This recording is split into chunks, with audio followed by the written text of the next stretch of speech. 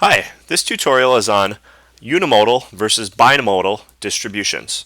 Okay, the root word in both of these two terms is mode. So we're thinking about the mode. The prefix uni means one. The prefix bi means two. So we're thinking about one modal distributions versus two modal distributions.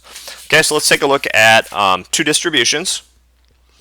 And they display scores of students from two classes on a particular exam.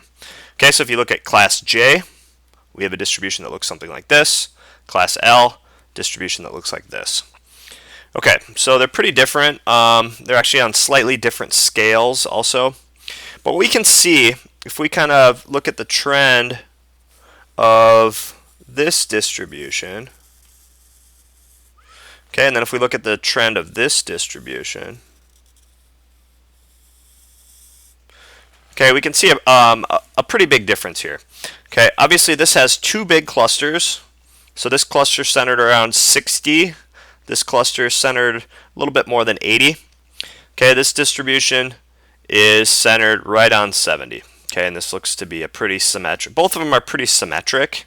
The difference is that the distribution of class J is bimodal. Distribution of class L is unimodal. Sometimes unimodal, instead of saying that, they'll say single peaked. Okay, bimodal could also be double peaked, but you'll see the single peaked more often than double peaked. So a unimodal distribution or single peak distribution is a distribution with one clear peak or most frequent value. Okay, again, we're thinking about the mode. So the mode is the most frequent value. We could certainly see in class L the mode was right at 70. Okay, that's pretty clear that that's our mode. Okay, and we just had one, so it was unimodal. Okay, a bimodal distribution is a distribution with two clear peaks or modes. Okay, so we don't necessarily have as clear a modes in these two, but we can certainly see that there's a peak here, and there seems to be a peak, around here. At least two pretty significant clusters.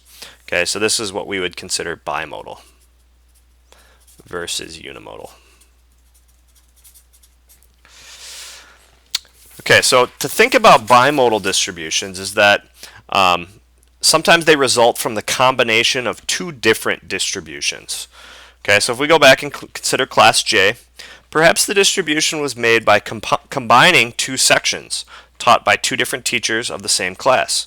Maybe due to teacher quality, one section did considerably better than the other. Okay, so that might be one explanation. Maybe all of these students came from one teacher.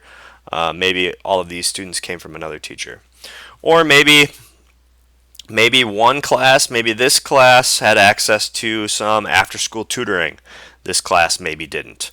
Or maybe this class is taught at 7:30 in the morning and the kids haven't really woken up yet, where this class maybe is a little later in the day.